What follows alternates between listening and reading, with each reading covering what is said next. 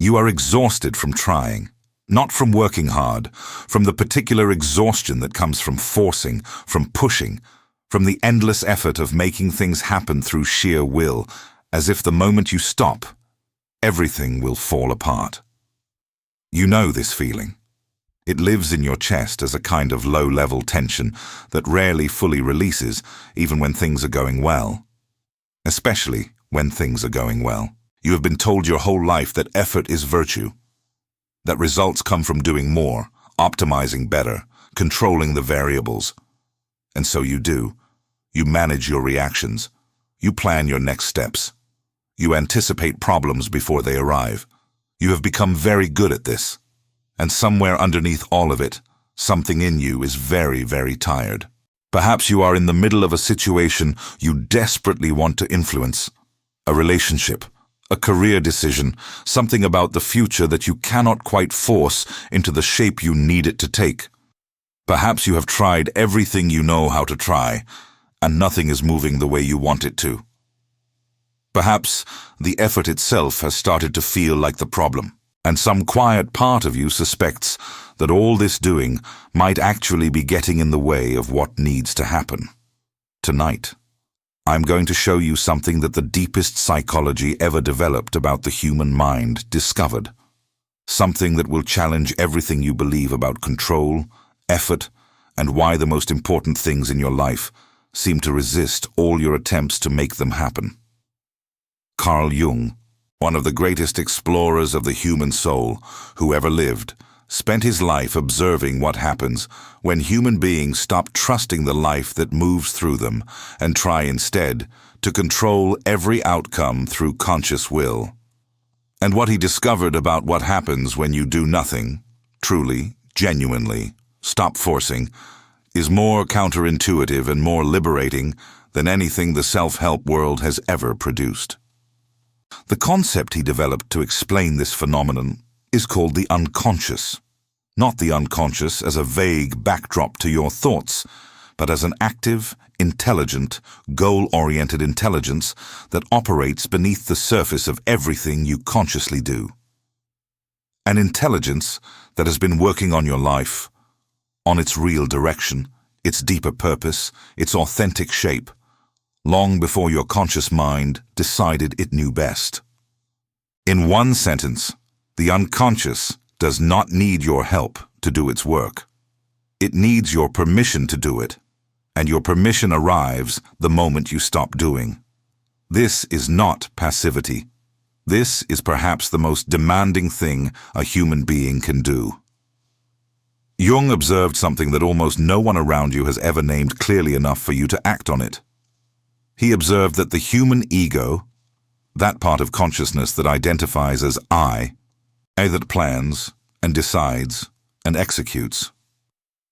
This ego operates on a very small fraction of the information available to the full psyche. The unconscious has access to everything, every experience you have ever had, every pattern your life has been running, every need that has been unmet, and every strength that has been undeveloped. It has been synthesizing all of this continuously, whether you paid attention to it or not. And it has been trying to tell you things, in dreams, in physical sensations, in that inexplicable pull towards certain directions, in the strange relief that sometimes arrives when plans fall through. But when you are in a state of constant doing, constant planning, constant efforting, constant management of outcomes, you cannot hear it. The signal is there. The noise is too loud. And here is what doing nothing actually means in Jungian terms. It does not mean collapsing in passivity or abandoning responsibility. It means creating the internal conditions in which something deeper than your ego can speak, in which the intelligence that has been waiting for silence can finally be heard, in which something that has been trying to organize itself beneath the surface can rise to the surface where you can actually work with it.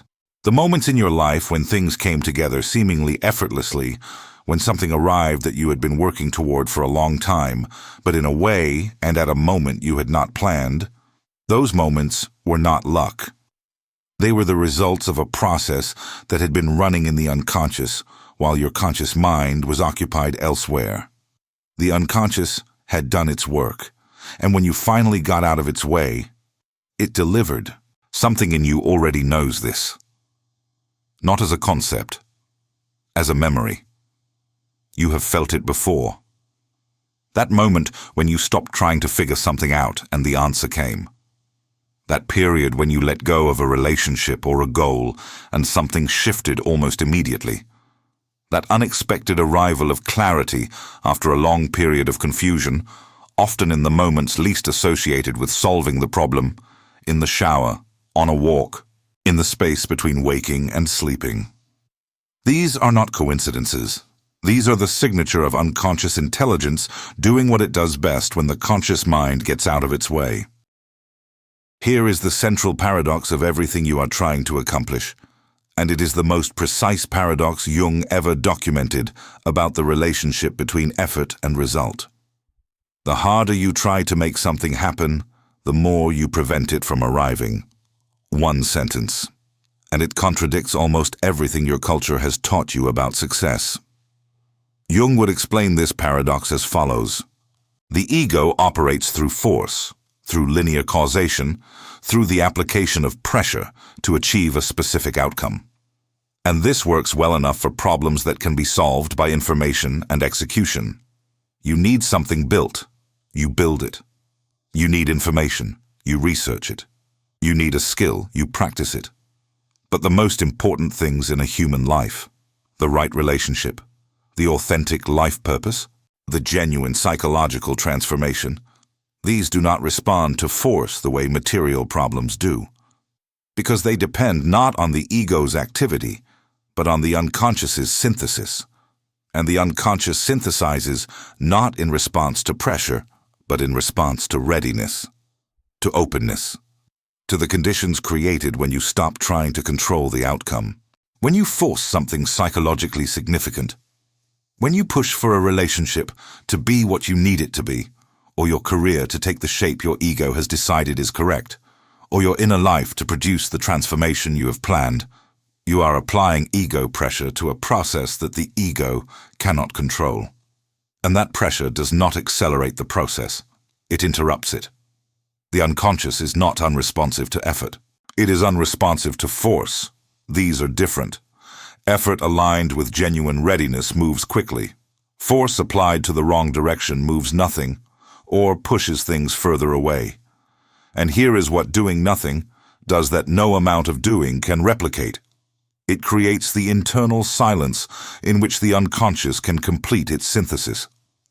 It signals to the deeper intelligence of the psyche that the ego has released its grip on the outcome. And when the ego releases its grip, something often shifts. Not because magic has intervened, but because the most important part of the work was already done, underground, and was simply waiting for the conscious mind to stop blocking its emergence. This movement, from constant doing to receptive stillness, and from receptive stillness to genuine alignment, happens in stages that you may already recognize from your own experience. The first stage is what I call the exhaustion that precedes the release. This is the stage many people are in right now. The stage where the effort has gone on long enough that something in you is starting to ask whether the effort itself is the problem. Where the pushing has produced results, sometimes good results, but not the particular result that seems to matter most. Where something that should feel like momentum feels, beneath the surface, like running in place. This stage is not failure. It is preparation. The exhaustion of the ego is often the necessary condition for what comes next, because the ego only releases control when it has genuinely run out of strategies. And when it releases, when it stops generating new plans and simply rests, something that was waiting for exactly that moment begins to move. The second stage is what I call the terrifying stillness. This is the stage that stops most people before they reach the benefit. The moment after you stop forcing, after you release the outcome, after you let the situation exist without your management of it, produces a specific kind of discomfort. Not sadness, not grief. A feeling that resembles danger, as if something terrible will happen if you are not actively preventing it. This feeling is the ego's alarm system. It has been trained to believe that control is safety, that effort is protection, that the moment you stop doing is the moment things fall apart. And when you withdraw the doing, the alarm sounds loudly, persistently. Jung would say that this terrifying stillness is the threshold. Most people turn back here. They return to the familiar activity of forcing, not because the forcing is working, but because the stillness feels more dangerous than the exhaustion. And in turning back, they interrupt the very process that the stillness was about to deliver. The third stage is what I call the intelligence that arrives. For those who stay in the stillness long enough, who tolerate the alarm without acting on it, who let the silence be what it is instead of filling it immediately, something arrives. Not dramatically, often quietly, an understanding that was not accessible while you were forcing. A direction that feels genuinely right rather than deliberately chosen. A clarity about what has actually been happening beneath all the effort and what the next true step is. This is the unconscious delivering its synthesis. This is the deeper intelligence completing the work it has been doing all along. And because this intelligence has had access to the whole picture, not just the piece the ego was focused on, what it delivers is almost always larger and more precise than what the effort would have produced. The fourth stage is what I call the alignment that looks like luck. This is the stage that people on the outside observe and call fortunate or well-timed or coincidental. The opportunity that appears at exactly the right moment. The conversation that opens a door that no amount of pushing had been able to open. The decision that arrives with unusual ease because it is actually right rather than effortfully correct. These are not luck.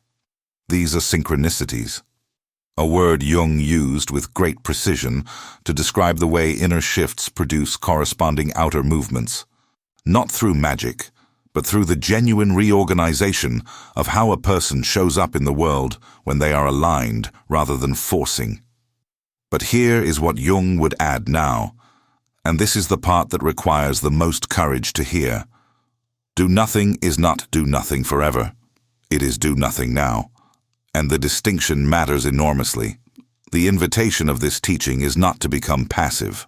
It is to become intelligent about the relationship between your conscious effort and your unconscious wisdom. To learn to distinguish between the action that flows from genuine clarity and the action that comes from ego anxiety about losing control. Most of what you call productivity is the second kind. Most of what actually changes your life is the first. And the question Jung would put to you directly is this: what are you forcing right now that would move faster if you stopped? What outcome are you gripping so tightly that the grip itself has become the obstacle? What would happen, genuinely, realistically, if you release the need to make it happen in the way your ego has decided it must happen and simply let the deeper intelligence of your own psyche take a turn? This question is not easy to sit with. It touches something uncomfortable, the fear that if you stop trying, you are giving up. That release is failure, that stillness is defeat, but you already know the difference between giving up and letting go. You have felt both. Giving up is a collapse. Letting go is a choice. And the choice to let go, to stop forcing, to trust that something in you knows what it is doing. This choice is perhaps the most difficult and the most liberating thing a human being can make. What you have been working toward is real. The effort you have made has not been wasted. It has brought you to exactly this point. And this point, right now, might be the moment when the most important next step is not another action. It is a pause. A genuine, courageous, fully chosen pause. Do nothing. Let what has been preparing beneath the surface arrive at the surface on its own terms. Trust the intelligence that has access to the whole picture, not just the piece your ego can see. And watch what begins to align. Tell me one thing in the comments. What is one thing in your life right now that you have been trying to force? A single word is enough. I read every message. Subscribe if you haven't already. And share this with someone who needs permission to stop forcing. Someone who has been working harder than they should have to, on something that might just need to be allowed. Take care of yourself.